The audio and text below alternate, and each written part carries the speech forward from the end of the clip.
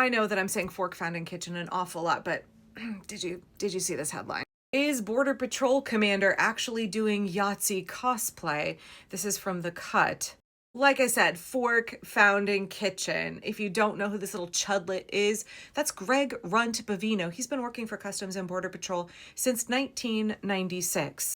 He said it was his dream to work for the Border Patrol and that he was inspired by the autobiographies of other Border Patrol agents. He's been working his way up the ranks, especially since 2019. He got promotions under Trump during his first term and also under Joe Biden. Then in September of last year, we saw him assigned to run Operation Midway Blitz in Chicago. And that's about the time all 5'4" of Greg went full Schutzstaffel LARPer. He thinks he's Mr. SS in the US. Right, we know in the spectrum of how shitty law enforcement is, ICE is way down here at like pretty much the shittiest. Border Patrol's even worse, even worse. These are the guys that can't get a job as a prison guard. Nobody wants to hire them for legitimate law enforcement. They're known for their thuggery. They're known for their cruelty. They're also known for their pretty high rate of taking themselves out. So I don't know what that's about. There are currently more than 19,000 Border Patrol agents in the US. They're basically a small standing army of like the worst men. I think it's a tell about how insecure little Greg is about his height that he always has at least one masked goon in his entourage that is shorter than him. So he's not the tiniest guy there. 5'4", 5'2". Got to put them right next to each other so you look taller. After ICE abducted a 5-year-old child earlier this week and huge public outcry about it, Bovino made commentary earlier today in a press conference. Bovino said that they are experts on detaining children. They're not experts on anything except lawlessness and cruelty. But then he also said that that child had not been detained, but then also that the father wanted him to be picked up, and then called the whole thing a hoax by leftists. Remember, it's a tell from this regime. They got that from Daddy Donald. Anytime they say it's a hoax, you can guarantee that it's not. I'm not going to play a clip of that press conference today. If you really want to go watch it, you can find it online. I don't want to look at Greg's face any longer than I have to, and I can't handle his voice. I cannot stand his voice. It's higher and squeakier than you might think.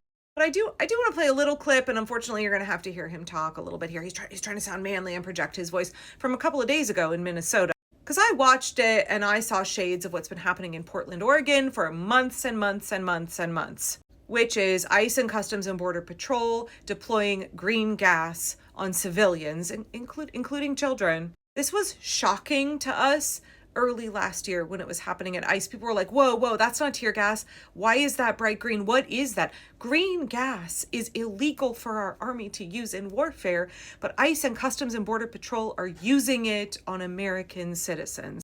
It's carcinogenic. It really sticks to your clothes and your skin. It causes significantly worse symptoms than tear gas that can linger for long periods of time. It's chemical warfare. It's chemical warfare that they're using on Americans. Not only does it get into our bodies, the school next door to the ICE facility here in Portland, there was a school that had to move because it was so contaminated with pepper balls and green gas and tear gas residue. They had to leave. And now Greg Bovino is pumping it into residential neighborhoods. Do you know why?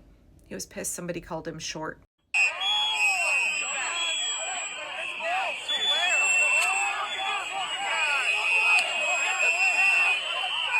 He's just itching. He's itching for a reason. He's struggling to pull the pin.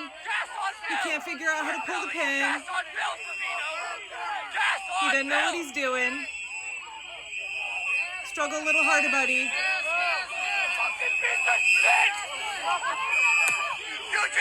That would be a war crime.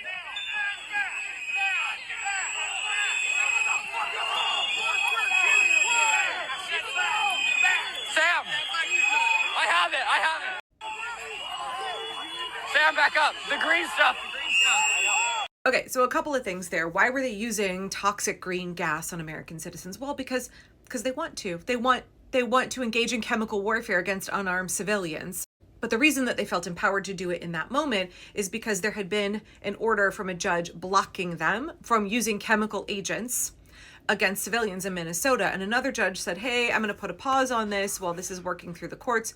So suddenly they were allowed to use chemical warfare again. And they were like, yeah, let's start it back up. Let's go. So they were itching for any reason to deploy that toxic green gas, which again gets into the residential neighborhood, into the soil, into the waterways, into the bodies of Americans. But did you notice that Runty was having a hard time there? He couldn't figure out how to get it open. He just stood there, he was saying shit while he was struggling for quite a while to get it open. And then when he deployed it, he didn't know what the fuck he was doing. He didn't know how to open it. He didn't know how to assess how to deploy it, where to deploy it. He did not deploy that canister correctly. And also, neither he nor his flarper compatriots were dressed appropriately. They didn't have gas masks on. Do you think you were going to be immune to that, Greggy?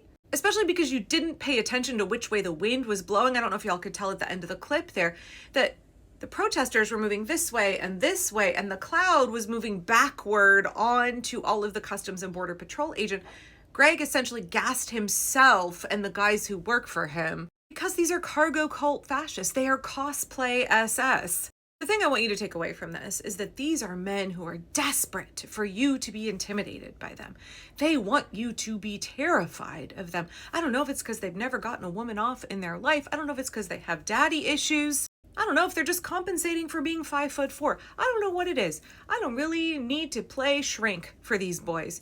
But whatever is going on with them, they are desperate to feel big and powerful, I guess because there are so many other areas of their life where they don't. And they think coercion, control, threats, intimidation, and violence is how they feel powerful, how they think that they've arrived. They want you to be scared shitless of them. I don't know about y'all, but everywhere I have seen Greg Bovino in public, either when it's Rachel Cohen running into him at the gas station, or it's folks in Chicago, or now folks in Minnesota, regular, decent, ordinary Americans are not scared of this guy.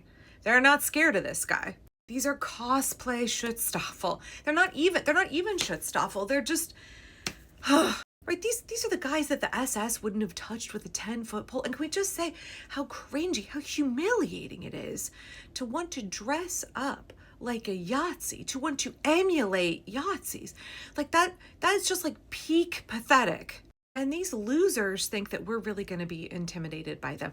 They are armed. They are committing chemical warfare against Americans. And we're saying, fuck off, little dude. How sad can you possibly be? What an absolute loser you are. Real law enforcement wouldn't have you. The FBI wouldn't take you. The military wouldn't take you.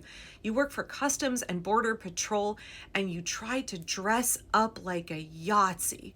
Could you pick something more embarrassing to do with your life? So I guess I just want to encourage you, when you see little shits like this guy.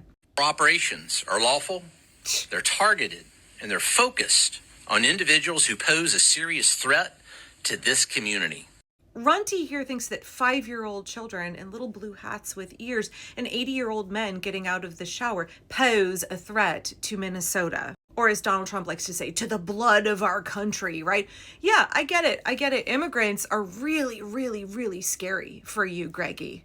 But we're not scared of our neighbors. We love our neighbors, and we're coming out in the millions to defend them. And likewise, we're not scared of you either. Oh, the cope is so strong with these guys. Do not be intimidated by them. Do not be threatened by them. In fact, come back for the next video because I want to tell you about how they tried to threaten and intimidate an American, and it didn't go well for them. Didn't go well for Greggy in court today. So come back for that video next.